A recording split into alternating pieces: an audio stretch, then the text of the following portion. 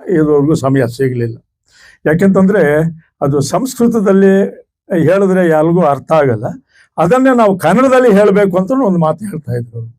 ಇದಕ್ಕೆ ಯಾವತ್ ಕಾಲಂ ಭವೇತ್ ಕರ್ಮ ತಾಪತ ಸ್ಪಂಚ ಜಂತವ ತಸ್ಮಿನ್ ಕ್ಷಣೇ ವಿನಸ್ವಂತು ಕಾತತ್ರ ಪರಿವೇದನ. ನಮ್ಮ ಕೈಯಲ್ಲಿ ಇಲ್ಲದೆ ಇರೋ ಎರಡೇ ಎರಡು. ಒಂದು ಸಮಯ ನಮ್ಮ ಕೈಯಲ್ಲಿಲ್ಲ, ಒಂದು ಪ್ರಾಣ ನಮ್ಮ ಕೈಯಲ್ಲಿಲ್ಲ, ಮಿಕ್ಕ ಎಲ್ಲ ಕೆಲಸಗಳು ನಮ್ಮ ಕೈಯಲ್ಲಿದ್ದಾವೆ.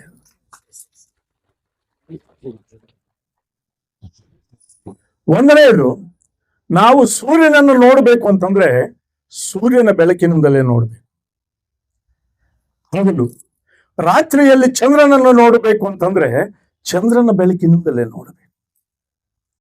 ಸೂರ್ಯ ಚಂದ್ರ ಇಬ್ಬರು ಇಲ್ಲದೆ ಇರುವಾಗ ರಾತ್ರಿ ಕತ್ತಲಲ್ಲಿ ಬೆಳಕು ನೋಡಬೇಕು ಅಂತಂದ್ರೆ ನಾವು ದೀಪದ ಬೆಳಕದಲ್ಲೇ ನೋಡಬೇಕು. ಹಾಗೆ ನಮ್ಮನ್ನು ನಾವು ನೋಡಬೇಕು ಯಾರು ಅಂತ ನಮಗೆ ಅರಿವು ಬರಬೇಕು ಅಂತಂದ್ರೆ ನಮ್ಮ ಬೆಳಕಲ್ಲೇ ನಮ್ಮ ಅರಿವನ್ನು ತಿಳಿಯಬೇಕು. ಇದೇ ನಿಜವಾದ ಅರಿವು ಭಾರತ. ಇನ್ನ ಸಾಹೇಬರು ಸಮಯ ಕೊಟ್ರೆ ಇನ್ನೊಂದು 2 ನಿಮಿಷ ಮಾತನಾಡ್ತೇನೆ. ಇಲ್ಲ ಅಂತಂದ್ರೆ ನಿಮ್ ಸಮಯ ಇಲ್ಲದೆ ಇದ್ರೆ ಕೊಟ್ಬಿಡ್ತೇನೆ. ಯಾಕೆಂತಂದ್ರೆ ಎಲ್ಲಾ ಗುಂಪುಗಳಿಗೂ ದೊಡ್ಡ ಮನುಷ್ಯರಿದ್ದಾರೆ. ಇದು ಅದಕ್ಕೆ ಜನಗಳ ಮೇಲೆ ಹೇಳ್ದಿರ ನಾನು ಪಕ್ಷಿಗಳ ಗುಂಪು ಮೇಲೆ ಅದನ್ನ ಪ್ರತಿವರ್ಣನೆ ಮಾಡಿ ಅದು ಸುಲಭವಾಗಿ ತಿಳಿಸ್ತಾ ಇದ್ದೀನಿ. ಮುಂದೆ ಪಕ್ಷಿಗಳ ಗುಂಪಿಗೆಲ್ಲ ಗರುಡನು ರಾಜ. ಇವನ ಬಲವನ್ನು ತಿಳಿದುಕೊಂಡ ಮಹಾವಿಷ್ಣು ಅವನನ್ನು ವಾಹನವಾಗಿ ಕರೆದುಕೊಂಡು ಹೋಗ್ತ.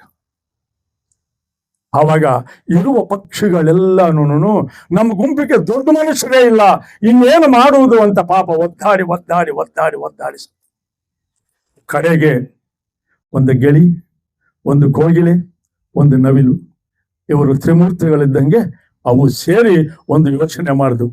ನಾವು ಒಂದು ಗುಂಪಿನ ಒಂದು ದೊಡ್ಡ ಮನುಷ್ಯನನ್ನು ಮಾಡ್ಕೋಬೇಕು, ನಾವು ಇದರಲ್ಲಿ ಅರಿವನ್ನು ತಿಳ್ಕೊಳ್ಬೇಕು ಅನ್ನೋ ವಿಚಾರದಲ್ಲಿ ಎಲ್ಲರೂ ಸೇರಿ ಒಂದು ಗುಂಪನ್ನು ಮಾಡಿದ್ರು. ಹಕ್ಕಿಗಳನ್ನೆಲ್ಲ ಕರೆದರು. ಹಕ್ಕಿಗಳಂತಂದ್ರೇನು? ಸಣ್ಣ ಸಣ್ಣವು, ಸಣ್ಣ ಸಣ್ಣವು, ದೊಡ್ಡವೇನಲ್ಲ. ನಾವೆಲ್ಲಿ ಸೇರ್ಬೇಕು, ನಮ್ಮ ಮೀಟಿಂಗ್ ಎಲ್ಲಿ ಮಾಡಬೇಕು ಅಂತಂದ್ರೆ ಆವಾಗಲೂ ಅವು ಭಯ ಬಿದ್ದು ಬಿದುರು ಪದಗಳು, ಈ ಸೀಗೆಕಾಯಿ ಪದಗಳು, ಈ ಮರಗಳ ಮಧ್ಯದಲ್ಲಿ. ಯಾಕೆಂತಂದ್ರೆ ನಾವಿಲ್ಲಿ ಕುಳಿತಿದ್ರೆ ಯಾರಿಗೂ ತೊಂದರೆ ಆಗಬಾರ್ದು, ನಮ್ಗೆ ತೊಂದರೆ ಆಗಬಾರ್ದು, ಯಾರಿಗೊಂದು ತಿಳಿದಿರ ನಾವು ಮೊದಲು ಮಾಡಬೇಕು, ಇಲ್ಲ ಅಂತಂದ್ರೆ ನಮಗೆ ತೊಂದರೆ ಆಗುತ್ತೆ ಅನ್ನೋ ರೀತಿಯಲ್ಲಿ ಒಂದು ಸಂಘವನ್ನು ಮಾಡಿದರು. ಆ ಸಂಘಕ್ಕೆಲ್ಲರೂ ಸೇರಿದ್ರು. ಅವಾಗ ಏನಪ್ಪ, ನಾವು ಯಾರನ್ನು ದೊಡ್ಡ ಮನುಷ್ಯನ್ ಮಾಡ್ಕೊಳ್ಳೋಣ ಅಂತ ಸುಳ್ಳು ಮಾತು ಬಂತು. ಆವಾಗ ಎಲ್ಲಾ ಪಕ್ಷಿಗಳ ಮಧ್ಯೆ ಗೂಬೇನು ಕುಳಿತಿದೆ.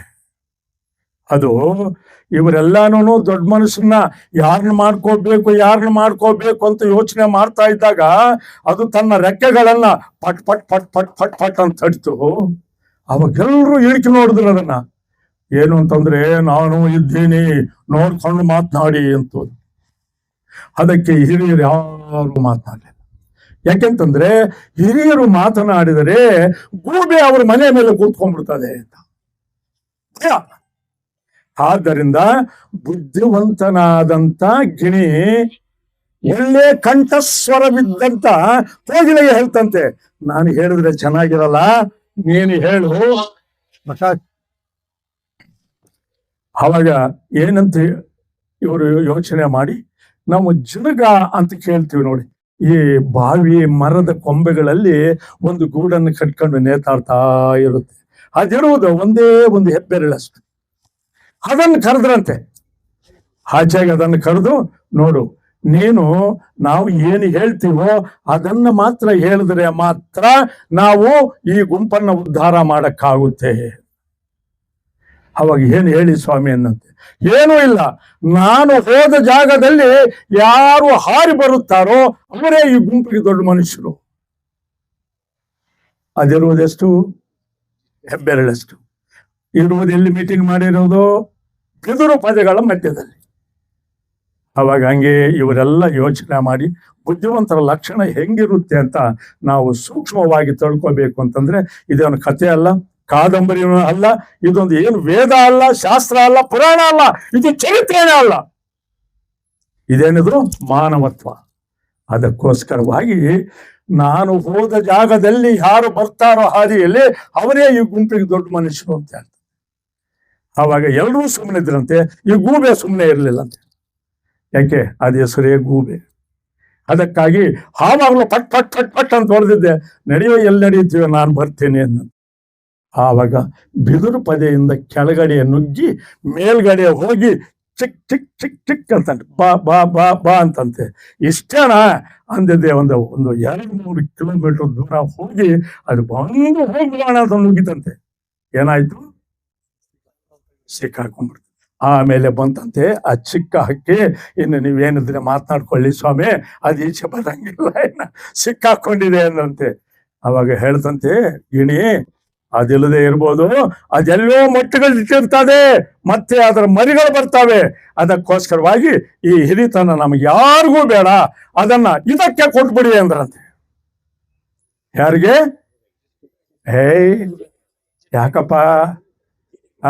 ನಾವಂಗೆ ಯೋಚನೆ ಮಾಡಿದ್ರೆ ಯಾಕಪ್ಪ ಅನ್ನೋದು ಬಿಟ್ಬಿಟ್ಟು ಏನಾಗ್ತೀವಿ?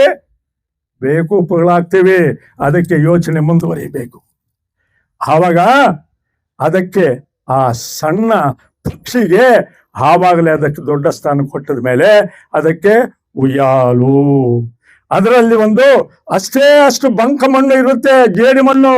ಅದಕ್ಕೆ ನಾವು ಈ ಮಿಣ್ಕರ್ ಬೂಸೆ ಅಂತೀವಿ ನೋಡಿ, ಮಿಂಚುಗಳು ಇದನ್ನು ಹಿಡ್ಕೊಂಡು ಹೋಗಿ ಅಲ್ಲಿ ಒಂದು ಜೇಡು ಮಣ್ಣಿಟ್ಟು ಅದರಲ್ಲಿ ಒಂದು ಮಿಂಚುಗಳನ್ನು ಇಟ್ಟು ರಾತ್ರಿ ಹೋಗಿ ಅದನ್ನು ಕಾಣಿದೀವಿ ಅಂತ ಮಾಡಿಕೊಂಡು ಅದೇ ಕಡೆಗೂ ನಿಜವಾಗ್ಲೂನು.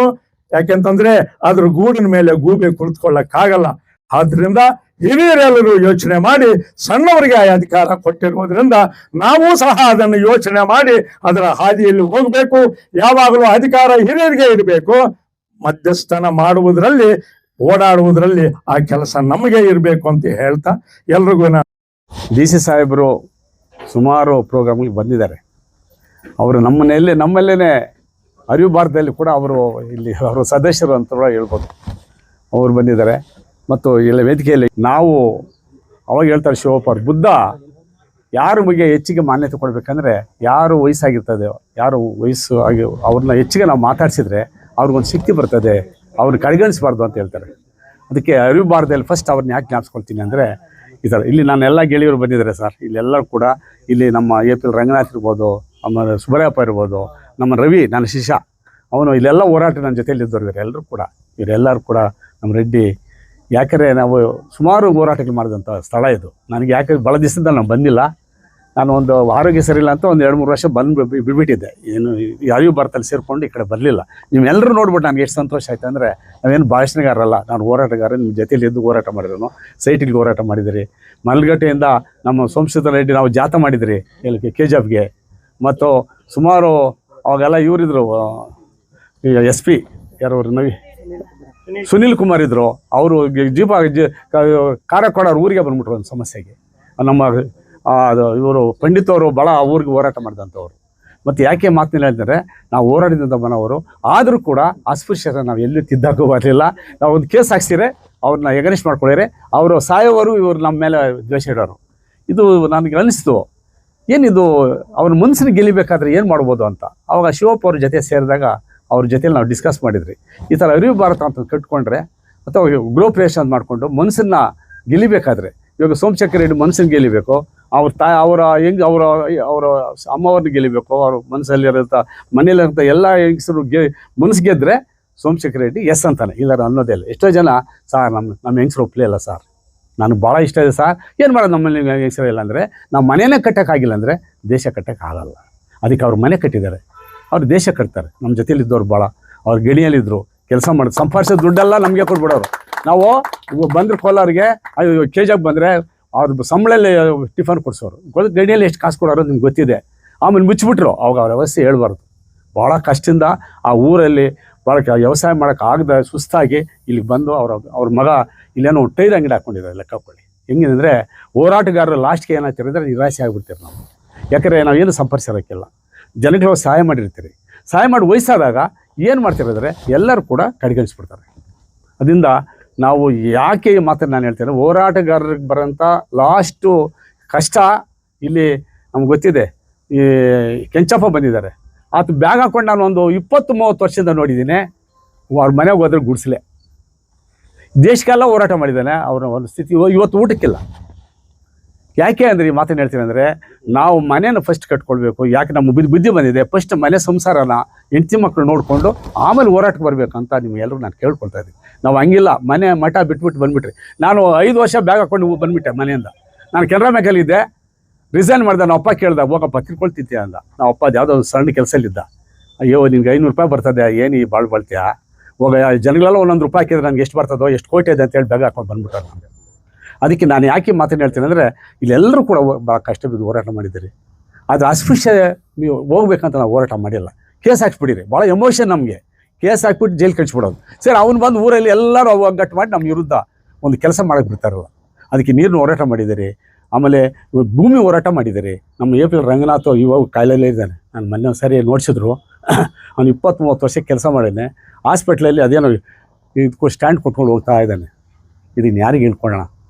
ನಾನು ಭಾಳ ನೋವಿಂದ ವಿಚಾರನ ಹೇಳ್ತಾ ಇದ್ದೀನಿ ಸಾಹೇಬ್ರ ಮುಂದೆ. ಈ ಹೋರಾಟ ಅಂದರೆ ಹೆಂಗಿರ್ತಾ ಇದೆ ಅನ್ನೋದಕ್ಕೆ ಇಲ್ಲಿ ಕಲಿಬೇಕಾಗಿದೆ. ಇಲ್ಲಿ ಎಲ್ಲರೂ ಕೂಡ ನನ್ನ ಸ್ನೇಹಿತಿದ್ದಾರೆ. ಯಾರು ಕೂಡ ಮನೆ ಕಡೆ ನೋಡಲಿಲ್ಲ. ಎಲ್ಲರೂ ಕೂಡ ಊಟಿಲ್ಲ ಆಗಿಬಿಟ್ಟಿದ್ದಾರೆ. ಅವ್ನು ಕೆಂಚಪ್ಪ ಇರ್ಬೋದು, ನಮ್ಮ ರವಿ ಇರ್ಬೋದು, ಏನು ಉದ್ಧಾರ ಮಾಡಿಲ್ಲ.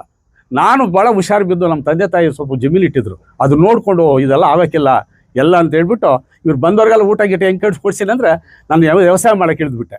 ವ್ಯವಸಾಯ ಮಾಡೋಕ್ಕೆ ಟ್ರೈ ಮಾಡಿಬಿಟ್ಟೆ. ವ್ಯವಸಾಯದಲ್ಲಿ ಸ್ವಲ್ಪ ಸಕ್ಸಸ್ ಕೂಡ ಇದೆ, ಎಲ್ರಿಗೂ ಗೊತ್ತಿದೆ. ನಾನು ಯಾವ ಜಮೀನು ಉಳಿಸ್ಕೊಂಡಿದ್ರು ನನ್ನ ತಂದೆ ತಾಯಿ. ನಾನು ಇವತ್ತು ಭಾಳ ಚೆನ್ನಾಗಿ ಸುಮಾರಿಗೆ ಊಟಕ್ಕೆ ಬಟ್ಟಿಗಿದ್ದೆ. ನಮ್ಮ ಮನೆಯಲ್ಲಿ ಬಂದವ್ರಿಗೆಲ್ಲ ಊಟ ಹಾಕಿದ್ದಾರೆ. ನಮ್ಮ ಮನೇಲಿ ಎಲ್ಲರೂ DSS. ನಮ್ಮ ತಾಯಿ ನಮ್ಮ ತಂದೆ ಸಂಪಾದಿಸಿದ್ದೆಲ್ಲ DSS ಕೊಟ್ಬಿಡೋರು. ಅಂದರೆ ಹಂಗೆ ರೆಡಿ ಮಾಡಿದ್ದೆ ನಾನು. ಅದರಿಂದ ನಮ್ಮ ಮನೆಯಲ್ಲಿ ನೀವು ನಮ್ಮ ಮಂಜು ಹೇಳಬೇಕು, ಯಾರು ನಮ್ಮ ಪಿಚ್ಚಳ್ಳಿ ಮಂಜು, ನಮ್ಮ ಹೆಂಗಸರು ಸುಮಾರು ದಿವಸ ಅವ್ರ ಮನೇಲಿ ಈಗ ಸಾಕಿದಾರಂತ. ಅಂದರೆ ಬಂದವ್ರನ್ನೆಲ್ಲ ಈ ಥರ ನಾವು ಡೆಡಿಕೇಟ್ ಆಗಿ ಮನೆಯಲ್ಲಿ ಗೆದ್ದರೆ ಆ ಅಮ್ಮ ಎಷ್ಟು ಜನ ಊಟ ಹಾಕಿದ್ದಾರೆ. ಸಂಸದ ರೆಡ್ಡಿ ಅವರು ಹೆಂಗಸರು ಅದೇ ಹೇಳೋ ಅಮ್ಮ ನನ್ನ ಮರ್ತೋಗಿದ್ದಾರೆ. ಚಿತ್ರಾನ್ನ ಮಾಡಾಕೋರು ಎಷ್ಟು ಚೆನ್ನಾಗಿ ಹಾಕೋರು ಅಂತ. ಅಂದರೆ ಅಂಥ ಮುನ್ಸಿನಿಗೆ ಗೆದ್ದಂಥ ನಮ್ಮ ಸೋಮಶೇಖರ್ ರೆಡ್ಡಿ. ಅವ್ರು ರೆಡ್ಡಿ ಇರ್ಬೋದು, ನಮ್ಮ ಜೊತೆಯಲ್ಲಿ ಅದನಿಗೆ ನಮ್ಮ ಹೆಸರು ಇಟ್ಬಿಟ್ಟಿದ್ರು. ಇವ್ರು ದಲಿತನವ್ರು, ದಲಿತ ರೆಡ್ಡಿ ಅಂತೇನೋ ಬೈಯಾರಂತ ಅದನ್ನ. ಅದರಿಂದ ಎಲ್ಲರೂ ಕೂಡ ಈ ವ್ಯವಸ್ಥೆಗೆ ಬಂದೆ. ಈ ಅರಿವು ಭಾರತಕ್ಕೆ ನಮ್ಮ ಶಿವಪ್ಪರ ಕಾರಣ. ಅವ್ರ ಜೊತೆ ಸೇರಿಕೊಂಡು ನಾವು ತಂಡ, ನಮ್ಮ ಪಂಡಿತು, ನಾವೆಲ್ಲ ಒಂದು ತಂಡ ಕೊಟ್ಕೊಂಡು ಬಂದಮೇಲೆ ನಾವು ಈ ಥರ ಮಾಡ್ತಾಯಿದ್ರಿ. ಮಾಡಿದಾಗ ನಮ್ಮ ಸಾಹೇಬ್ರು ಒಂದು ಮಾತು ಹೇಳಿದ್ರು, ನೀವು ಒಬ್ಬರೇ ಮಾಡಿದ್ರೆ ಹಿಂಗೆ ಮಾಡ್ತೀರಾ, ಎಲ್ಲ ಕಡೆನೂ ಶಾಖೆಗಳು ತೆಗಿಬೇಕು ಅಂತ ಹೇಳ್ಕೊಂಡು ಮೊನ್ನೆ ಇವರು DC ಆಫೀಸಲ್ಲಿ ಒಂದು ಶಿಬಿರ ಮೀಟಿಂಗಲ್ಲಿ ಶಿಬಿರ ಥರ ಮಾಡಿ ಎಲ್ಲರೂ ಕೂಡ ಈಗ ಏನು ಮಾಡ್ತಾಯಿದ್ರೆ, ಒಂದು ಹೋಬಳಿಗೆ ಒಬ್ಬರು ನೇಮಕ ಮಾಡೋದು, 2-3 ಜನ ಮಾಡೋದು, ಒಂದು ತಂಡನ ಕಟ್ಕೊಟ್ಟು ಹೋಗ್ತಾರೆ. ಯಾಕಂದರೆ ಅವರೇ ಮಾಡಬೇಕು ಈ ಕೆಲಸನ. ನಾವು ಸೋಮಶೇಖರ್ ರೆಡ್ಡಿ ಮುನ್ಸಿ ಗೆದ್ದಿದ್ದಕ್ಕೆ ನಮಗಿಲ್ಲ ಅವಕಾಶ ಸಿಕ್ತು. ಅಂದರೆ ನನಗೆ ರಾತ್ರಿ ಒಂದು ಜ್ಞಾಪ ಬಂತು. ಏನಂತಂದರೆ, ರಾಷ್ಟ್ರಪತಿ ಸೀಟನ್ನು KR ನಾರಾಯಣವರು ಸೀಟ್ ಮೇಲೆ ಕೂತ್ಕೊಂಡ್ರು. ಅಲ್ಲಿ ಅಸ್ಪೃಶ್ಯತೆ ಇಲ್ಲ.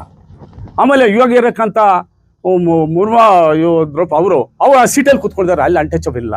ಆದರೆ ಕಾರಣ ಈ ದೇಶದಲ್ಲಿ ಒಂದು ಮನೆ ಒಳಗೆ ಹೋಗಿ ಕೂಡ ಇವತ್ತು ಅವಕಾಶ ಇಲ್ಲ. ರಾಷ್ಟ್ರಪತಿಗೆ ಅವಕಾಶ ಇದೆ ಅವರು ಸೀಟ್ ಮೇಲೆ ಕೂತ್ಕೊಳ್ಳೋದಕ್ಕೆ. ಆದರೆ ನಮಗೆ ಒಂದು ಮನೆ ಇವತ್ತಿಗೂ ಹೆಜ್ಜೆ ಇಡೋಕ್ಕಾಗ್ತಲ್ಲ. ಎಷ್ಟು ನೋವು ಸಾಹೇಬ್ರು ಹೇಳ್ತಾಯಿದ್ರು. ನಾವು ನಮ್ಮ ನಾಯಿನ ಒಳಗೆ ಬಿಟ್ಕೊಳ್ತೀರಿ, ನಮ್ಮ ಬೆಕ್ಕನ್ನು ಒಳಗೆ ಬಿಟ್ಕೊಳ್ತೀರಿ, ಅದು ಕಕ್ಕ ಮಾಡ್ತದೆ, ಅದು ಗಲೀಜು ಮಾಡ್ತದೆ, ಅದಕ್ಕೆ ಅಸ್ಪೃಶ್ಯತೆ ಇಲ್ಲ. ಅದನ್ನು ನಾವು ಒಳಗೆ ಹೋದ್ರೆ ಅಸ್ಪೃಶ್ಯತೆ ಆಗ್ತದಲ್ಲ, ಎಂದಕ್ಕೆ ಆಗೋದು ಅಂತ ರಾತ್ರಿ ನಾನು ಆಗದೆ ಸಾಹೇಬ್ರು ಮಾಡಿದ್ದು ಕೇಳಿಸ್ಕೊಂಡೆ. ಎಷ್ಟು ಅದ್ಭುತವಾಗಿ ಮಾತಾಡಿದ್ದಾರೆ ಅಂದರೆ, ಆ ಫೀಲಿಂಗ್ಸು, ಆ ನೋವು ಅನುಭವಿಸೋರು ಗೊತ್ತಾಗ್ತದೆ.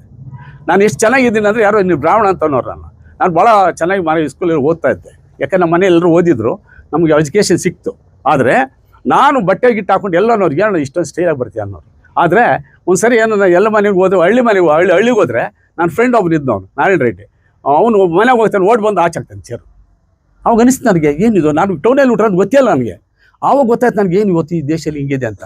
ಆಮೇಲೆ ನಮ್ಮ ಕೆ ರಾಮಯ್ಯ ಅವರು DSSಗೆಲ್ಲ ಹೆಚ್ಚಿಗೆ ನಾನು ಯೂನಿಟ್ ಮಾಡ್ತಾ ನಾವು DSS ಕಟ್ಟಿದ್ರು. ನಾವು B ಕೃಷ್ಣಪ್ಪ ಅವರು ಭದ್ರಾವತಿಯಲ್ಲಿ ಅಲ್ಲೆಲ್ಲ ಹೋಗಿ ಎಲ್ಲ ಹಿಡಿಯೋಕ್ಕೆಲ್ಲ ಮಾಡಿದಾಗ ಇಷ್ಟು ಇದೇನಪ್ಪ ದೇಶ ಹಿಂಗಿದೆ ಅಂತೇಳಿ ನಾನು ಕೆನರಾ ಬ್ಯಾಂಕಲ್ಲಿ ಅಲ್ಲಿ ಬಂದ್ಬಿಡೋರು ರೇಟ್ ತಿನ್ಬಿಟ್ಟು, ಸರ್ ಅವ್ರು ಹೊಡೆದ್ಬಿಟ್ಟು ಅವ್ರು ಯಾರೋ ಒಂದು ಶಾನ್ಬಾಗ್ ಅಂತ ಮ್ಯಾನೇಜರ್ ಬೈಯೋರು, ಇದೇನು DSS ಆಫೀಸ್ ಏನ ಅಂತ.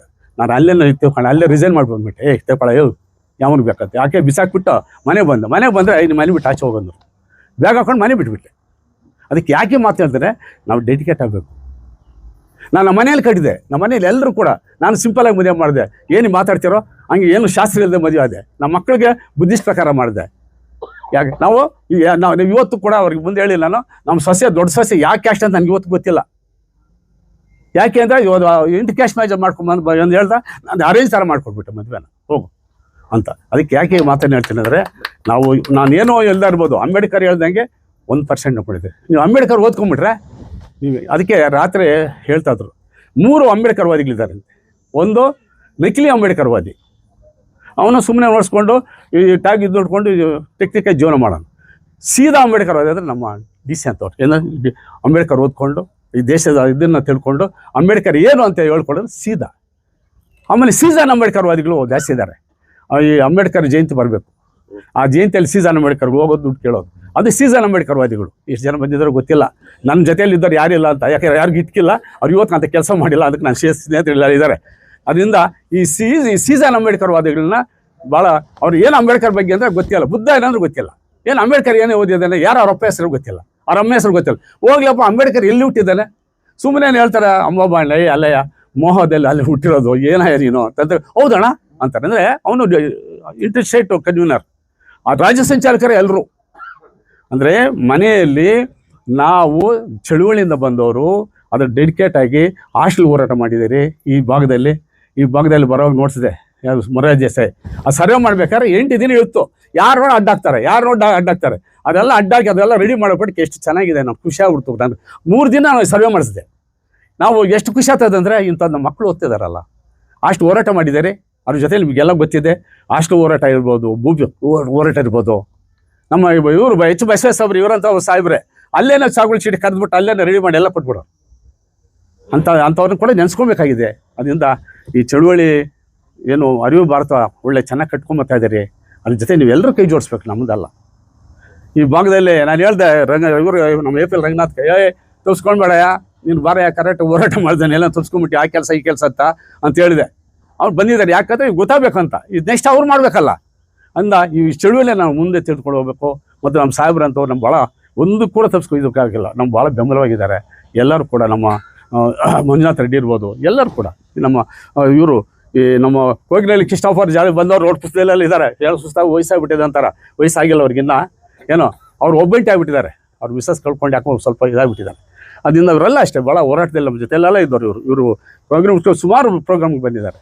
ಅದರಿಂದ ದಯವಿಟ್ಟು ನನಗೆ ಭಾಳ ಟೈಮ್ ತೆಕ್ಕೊಂಡ್ಬಿಟ್ಟೆ, ಹೇಳೋಂಥ ಟೈಮ್ ಬಂತು. ಯಾಕಂದರೆ ನಿಮ್ಮೆಲ್ಲರೂ ನೋಡಿ, ನಿಮ್ಮ ಕಷ್ಟಗಳು, ನಿಮ್ಮ ಇನ್ನೆಲ್ಲ ಎಲ್ಲ ನನಗೆ ಗೊತ್ತಿದೆ. ನೀವು ಇದು ಸರ್ವೆ ನಂಬರ್ಗೆ ಹೇಳ್ಬಿಡ್ತೀನಿ, ನಿಮ್ಮ ಊರುಗಳದ್ದು 2 ಎಕರೆ ಇದೆ, 1 ಎಕರೆ. ಆಮೇಲೆ ನಮ್ಮ ಇವನ್ಗೆ ರವಿಗೆ 1/2 ಎಕರೆ ನಿಂತಂತೆ, ಅದೇನು ಮಾರ್ಕೊಂಬಿಟ್ಟು ನನಗೆ ಗೊತ್ತಿಲ್ಲ.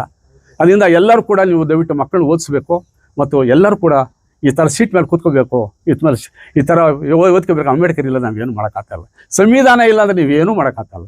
ಎಲ್ಲರೂ ಸಂವಿಧಾನ ನೋಡ್ಸೋಣ, ಅಂಬೇಡ್ಕರ್ ಮಾಡೋಂಥ ಹಾದಿಯಲ್ಲಿ ಹೋಗೋಣ. ಸಂವಿಧಾನ ಇಲ್ಲ ನಾವೇನು ಮಾಡೋಕ್ಕಲ್ಲ, ಎಲ್ಲರೂ ಸಂವಿಧಾನ ಓದ್ಕೊಳ್ಬೇಕು. ನೀವು ಆವಾಗ ಪ್ರಮಾಣ ಮಾಡಿಸಿದ್ರು, ಯಾರೋ ನಮ್ಮ ಶಿವಪ್ಪ ಸರ್ ಬರೆದಿರಕ್ಕಂಥದ್ದು ಪ್ರಮಾಣ ಮಾಡಿಸೋದು ಸಂವಿಧಾನದ ಪ್ರಮಾಣ, ಅದು ನಾಟ್ ಈಸಿ. ಅದಕ್ಕೆ ನೀವು ಎದೆ ಮೇಲೆ ಕೈ ಇಟ್ಕೊಂಡು ಪ್ರಮಾಣ ಮಾಡಿದರೆ ನೀವೆಲ್ಲರೂ ಕೂಡ ಸಿನ್ಸಿಯರಾಗಿರಬೇಕು. ನಾವು ಸ್ವಾಭಿಮಾನ ಕಳ್ಕೊಬೇಡಿ. ಅದು ಅಂಬೇಡ್ಕರ್ ಹೇಳ್ತಾನೆ, ಸ್ವಾಭಿಮಾನ ಇಲ್ಲದ ಕಡೆ ನೀವು ಚಪ್ಪಲಿಗಳು ಬಿಡಬೇಡ ಅಂತ. ಚಪ್ಪಲಿಗಳು ನಾವು ಸರಿ ಯಾರಿಗೂ ಹೇಳಿದೆ, ಒಂದು ದೊಡ್ಡ MP ಗೆ 3,000 ಜನ ಇದ್ದರು, ನೀನು ಮುಂದೆ ನಿಮ್ಮ ಮನೆ ಮುಂದೆ ನಾನು ಚಪ್ಪಲಿಗಳು ಬಿಡಲ್ಲ ಅಂತ ಹೇಳಿದೆ. ಎಲ್ಲ ಕಡೆ ಅವ್ರು ಯಾರು ಅಂತಂದರೆ ನಮ್ಮ ಅಕ್ಕ ಅಳಿಯನೇ, ನಮ್ಮ ತಂಗಿ ಅಳಿಯನೇ ಸದ್ಯ. ನಾನು ಹೇಳಿದೆ, ನಿಮ್ಮ ಮನೆ ಮುಂದೆ ಚಪ್ಪಲಿಗಳು ಬಿಡಲ್ಲ ನಾನು. ನಮ್ಮ ವಿರುದ್ಧ ನಡ್ಕೊಂಡ್ರೆ ನಾವು ಎಲ್ಲೂ ಕೂಡ ಮೈಯಲ್ಲೂ ಸಾಧ್ಯ ಇಲ್ಲ. ಅದೇ ಥರ ನಮ್ಮ ಶಿವಪ್ಪ ಅವರು ಹೆಂಗೆ ಅನ್ನೋರಂತೆ, ಓ ವಾಯ್ನಾ ಅದೇ ಶಿವಪ್ಪ, ಓ ಅದೇ ತೋಟೋಡು, ಯಾಕಂದ್ರೆ ಈ ಕೆಲಸ ಮಾಡೋದ್ರಿಂದ ಆತ ಮನೆ ಒಳಗೆ ಬಿಡ್ತಾರಲ್ಲಂತೆ. ಆತ ಎಷ್ಟೋ ಸರಿ ಆಚೆ ವಿಚಾರಕೊಂಡಿದ್ದವನು. ಅಂದರೆ ಇವೆಲ್ಲ ಎಷ್ಟು ಕಷ್ಟ ಇದೆ, ಎಷ್ಟು ಈಸಿ ಅಲ್ಲ ಅಂತ ಹೇಳ್ತಾ ನನಗೆ ಅವಕಾಶ ಕೊಟ್ಟ ಎಲ್ಲರೂ ಕೂಡ ಹೊಂದಿಸಿ ನಾನು ಮಾತನ್ನು ಮುಗಿಸ್ತೀನಿ. ಜೈ ಭೀಮ್. ಅರಿವು ಭಾರತದ ಚಳುವಳಿಯ ಭಾಗವಾಗಿ ಇವತ್ತು ಕ್ಯಾಸಂಬಳ್ಳಿಯ ಸೋಮಸುಂದರ್ ರೆಡ್ಡಿ ಅವರ ಮನೆಗೆ ಲಿಂಕನ್ನು ಕಳಿಸ್ಕೊಡ್ತಾರೆ, ಒಂದು ಸಭೆಯನ್ನು ನಡೆಸ್ಕೊಳ್ತೀವಿ. ಈ ವಾರ ಎಲ್ಲ ನಡೆದಿದ್ದ ಕಾರ್ಯಕ್ರಮ ಏನು, ಮುಂದಿನ ವಾರ ಏನೆಲ್ಲ ಕಾರ್ಯಕ್ರಮ ನಡಿಬೇಕಾಗಿದೆ ಅಂತೇಳಿ ಪ್ರಸ್ತಾಪ ಮಾಡ್ತಾ ನಮ್ಮ ರಾಧಾಮಣಿ ಅವ್ರಿಗೆ ಹೇಳಿದ್ವಿ, ಅಮ್ಮ ನಿಮ್ಮ ಮಾಡಿದ್ರು ಆ ಸಭೆಯಲ್ಲಿ, ಅವ್ರಿಗೆ ಹೇಗೆ ನಿಭಾಯಿಸೋಕ್ಕಾಗ್ತದೆ, ಅವ್ರ ಕಷ್ಟಗಳೇನು ಅಂತ ವಿಜಯಕುಮಾರ್ ಪ್ರಸ್ತಾಪ ಮಾತುಗಳಲ್ಲಿ ತಿಳಿಸ್ಬಿಟ್ಟಿದ್ದಾರೆ. ಆದರೆ ಇಲ್ಲ ಸರ್ ಹಾಗೆ ಆಗ್ತದೆ ಅಂತ. ಅವರು ಹಾಗೇನೆ ಶಿವಪ್ಪ ಅವರು ಹಾಗಲ್ಲ ಅನ್ನೋ ಮಾತು ಯಾವುದೋ ಹೇಳೋಕ್ಕೆ ಸಾಧ್ಯನೇ ಇಲ್ಲ. ಆಮೇಲೆ ಯಾಕೆ ಅವರು ಆಗಲ್ಲ ಅಂತ ಹೇಳಲ್ಲ ಅಂತಂದರೆ, ಅವರು ಯಾವುದೂ ಆಗಲ್ಲ ಅಂತಲ್ಲ, ಎಲ್ಲವೂ ಆಗುತ್ತೆ ಅಂತ ಸಾಧನೆ ಮಾಡುವಂಥ ಮನುಷ್ಯ ಶಿವಪ್ಪ ಅವರು.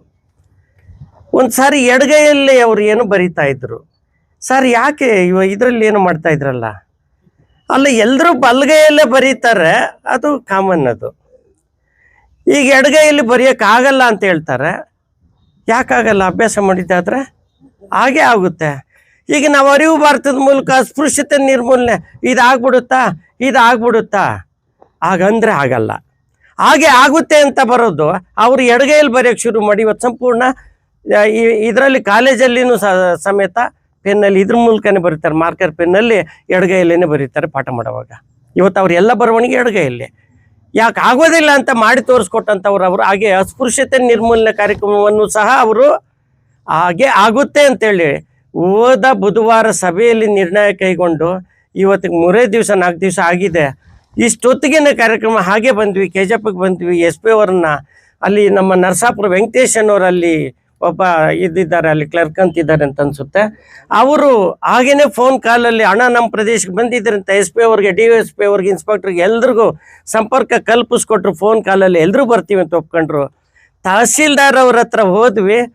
ಒಂದು ಎಷ್ಟು ಚೆನ್ನಾಗಿ ಅವರು ಒಂದು ಮನಸ್ಫೂರ್ತಿ ಒಪ್ಕೊಂಡ್ರು ಅಂದರೆ ನನಗಂತೂ ಈಗ ಅನಿಸ್ತಾ ಇದೆ ಇಲ್ಲಿ ಕೆಜಪ್ ಅಂತ ನಮಗೆ ಕಾರ್ಯಕ್ರಮಗಳೇ ಆಗ್ತಾ ಇಲ್ಲ ಅಂತೇಳಿ ಭಾವಿಸಿದ್ವಿ. ಇಲ್ಲಿ ಭಾಗವಹಿಸಿರುವಂಥ ನಾಯಕರುಗಳು ಎಲ್ಲ ಸಂಖ್ಯೆ ಕೊನೆಯಲ್ಲಿರೋರು ಇಲ್ಲಿ ವೇದಿಕೆ ಮೇಲೆ ಕೂತ್ಕೊಳ್ಳುವಂಥವರೇ ಇದ್ದೀರಿ ಎಲ್ಲರೂ ಸಮೇತ. ಇಲ್ಲಿರೋನು ಎಲ್ಲ ನಾಯಕತ್ವ ಇರುವಂಥವ್ರೆ. ನಿಮ್ಮ ಸಂಖ್ಯೆ ನಾನು ಇಷ್ಟು ನಾಯಕತ್ವ ಇರುವಂಥ ವೇದಿಕೆ ನಾನು ಇಷ್ಟು 12 ವರ್ಷಗಳಿಂದ ಕಾಣಲಿಲ್ಲ. ಇವತ್ತು ಶಿವಪ್ಪ ಅವ್ರು ಅಂದಿರೋ ಮಾತು ಸುಳ್ಳು ಆಗ್ಬೋದು, ಹಾಗೆ ಆಗುತ್ತೇನೋ ಮಾತು ಸತ್ಯ ಆಗ್ಬೋದು. ಹೇಗೆ ಅಂದರೆ ಕೆಜಪ್ ಪ್ರಾಂತ್ಯದಲ್ಲೇ ನಂಬರ್ ಮೊದಲು ಮುಳುಬಾಗ್ಲಾಗ್ತದೆ ಅಂತ ಹೇಳ್ತಾ ಇದ್ದೆ. ಇನ್ನೇನಾದರೂ ಅಸ್ಪೃಶ್ಯತೆ ನಿರ್ಮೂಲನೆ ಕಾರ್ಯಕ್ರಮ ಯಶಸ್ವಿಯಾಗಿ ವೇಗವಾಗಿ ನಡೆಯೋದು ಏನಾದ್ರು ಆಗುತ್ತೆ ಅನ್ನೋದಾದ್ರೆ ಕೆಜಪ್ ಪ್ರಾಂತ್ಯದಲ್ಲಿ, ಕೆಜಪ್ ತಾಲೂಕಲ್ಲಿ ಆಗ್ತದೆ ಅಂತ ನನಗಂತೂ ವಿಶ್ವಾಸ ಇವತ್ತು ಬಂದಿದೆ. ಯಾಕಂದ್ರೆ ಎಲ್ಲರೂ ನಾಯಕರೇ ಇದ್ದೀರಿ ಇಲ್ಲಿ. ಈಗ ವಿಜಯ್ ಕುಮಾರ್ ಅವ್ರು ಹೇಳ್ತಾ ಚಳುವಳಿ ಭಾಗವಾಗಿ ಅವ್ರು ಹೇಳ್ತಾ ಬಂದರು, ಚಳುವಳಿ 50 ವರ್ಷಗಳು ಈ ಜುಲೈಗೆ ಮುಗೀತದೆ. 50 ವರ್ಷಗಳು ಮುಗಿತಾ ಇದ್ರು ಸಹ ಅಸ್ಪೃಶ್ಯತೆ ಅನ್ನೋದು ಇನ್ನಷ್ಟು ಹೆಮ್ಮರವಾಗಿ ಬೆಳೀತಾ ಇದೆ.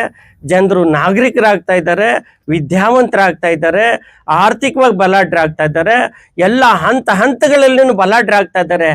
ಆದರೆ ಮನಸ್ಸಿನ ಇಚ್ಛಾಶಕ್ತಿ ಅಸ್ಪೃಶ್ಯತೆ ಅನ್ನೋ ಒಂದು ಒಳಗೆ ಗೂಡು ಕಟ್ಕೊಬಿಟ್ಟಿದೆ.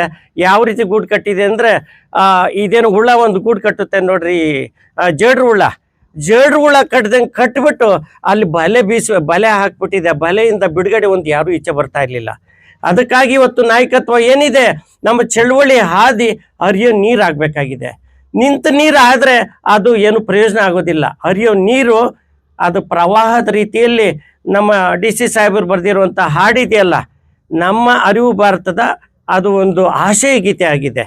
ಏನು, ಜಾತಿಯ ರಣಬಿಸಿಲು ಸುಡುತ್ತಿರಲು ಒಡಲು ಬೀಸಿದೆ ತಂಗಾಳಿ ಎಲ್ಲೆಡೆಗೆ ಅಂತ. ಬೀಸಿದೆ ತಂಗಾಳಿ ಎಲ್ಲೆಡೆಗೆ ಅಂತಂದು ಯಾವ ಕಾಲಕ್ಕೆ ಎಲ್ಲೆಡೆಗೆ? ಈಗ ಏನು ಜಾತಿ ರಣಬಿಸಿಲು ಈಗ ಸುಡ್ತಾ ಇದೆ ಭೂಮಿಯನ್ನ. ಈಗ ಅಂಥದಕ್ಕೆ ಯಾವುದು ಬರ್ಬೇಕಾಗಿರೋದು? ತಂಗಾಳಿ, ಯಾವ ತಂಗಾಳಿ ಬರ್ಬೇಕಾಗಿರೋದು? ಇದು ಕಳಂಕ ಇದೆ. ಅಸ್ಪೃಶ್ಯತೆ ಅನ್ನೋದು ದೇವಸ್ಥಾನ ಪ್ರವೇಶ ಆಗ್ಬೋದು, ಮನುಷ್ಯನನ್ನ ಪ್ರೀತಿಸದೆ ಇವತ್ತು ನಮ್ಮ ಸುಂದರ್ ರೆಡ್ಡಿ ಎಷ್ಟು ಪ್ರೀತಿಯಿಂದ ಒಂದು ಹೂವು ಕೊಡೋ ಮೂಲಕ ಮನೆಗೆ ಏನು ಆರತಿ ಮಾಡೋದ್ರ ಮೂಲಕ ನಮ್ಮ ಜಿಲ್ಲಾಧಿಕಾರಿಗಳನ್ನ, ತಹಶೀಲ್ದಾರನ್ನ, DYSP ಅವರನ್ನ, ನಮ್ಮ ಇನ್ಸ್ಪೆಕ್ಟರ್ನ, ಎಲ್ಲರನ್ನೂ ಇಲ್ಲಿರೋ ಎಲ್ಲ ಮುಖಂಡರನ್ನ, ಈ ಅಸ್ಪೃಶ್ಯ ಸಮುದಾಯಗಳು ಎಲ್ಲರೂ ಒಟ್ಟುಗೂಡದಂತೆ ಎಲ್ಲರನ್ನು ಮನೆಗೆ ಪ್ರವೇಶ ಮಾಡಿಸಿ ಊಟ ತಿಂಡಿ ಕೊಟ್ಟಿದ್ದಾರೆ. ಇದು ಪ್ರತಿ ಮನೆಗೆ ಹೋಗಬೇಕಾಗಿದೆ. ನಮ್ಮ ಪ್ರಾಸ್ತಾವಿಕ ಭಾಷಣದಲ್ಲಿ ನಮ್ಮ ಶಿವಪ್ಪ ಅವ್ರು ಹೇಳ್ತಾ ಇದ್ರು, ಇದು ನಮ್ಮ ಇಲ್ಲಿ ಮುಖ್ಯಮಂತ್ರಿಗಳಾಗಿದ್ದಂಥವ್ರ ಅವ್ರ ಮನೆಯಲ್ಲಿ ಮಾತ್ರ ಅಸ್ಪೃಶ್ಯತೆ ನಿರ್ಮೂಲನೆ ಆಗಿದೆ. ಇದು ಪ್ರಯೋಗ ಇಲ್ಲಿ ಮನೆ ಆಗಬೇಕಾಗಿದೆ, ಹಳ್ಳಿ ಆಗಬೇಕಾಗಿ ಅನ್ನೋದನ್ನ ಕೆಲಸನ ಇಲ್ಲಿ ಭಾಗವಹಿಸಿರುವಂಥ ಎಲ್ಲ ಮುಖಂಡರುಗಳು ಕೈಗೊಂಡು ಏನು ಮುಳಬಾಗಿಲಿಂದ ಪ್ರಾರಂಭ ಆಗಿ ಇವತ್ತು ಹೊರ ಜಿಲ್ಲೆಗಳಿಗೂ ಹೊರ ರಾಜ್ಯಗಳಿಗೂ ಅಸ್ಪೃಶ್ಯತೆ ನಿರ್ಮೂಲನೆ ಅನ್ನೋ ಒಂದು ವಿಚಾರನ ಇಟ್ಕೊಂಡು ಚಳುವಳಿ ಮುಂದೆ ಹೋಗ್ತಾ ಇದೆ. ಆ ಚಳುವಳಿ ಕೊರತೆ ಈ ಭಾಗದಲ್ಲಿ ಕಂಡಿತ್ತು. ಅದನ್ನು ನೀಗಿಸುವಂಥ ಕೆಲಸ ಈ ಭಾಗದ ಎಲ್ಲ ಮುಖಂಡರು ಕೈಗೊಂಡು ಬೇಗನೆ ಈ ಏನು ಕೆಜಪ್ ಪ್ರಾಂತ್ಯದ ಎಲ್ಲ ಹಳ್ಳಿಯಲ್ಲೂ ಅಸ್ಪೃಶ್ಯತೆ ನಿರ್ಮೂಲನೆ ಕಾರ್ಯಕ್ರಮಗಳನ್ನೆಲ್ಲ ಹಮ್ಮಿಕೊಳ್ತೀರಿ ಅಂತ ಹೇಳ್ತಾ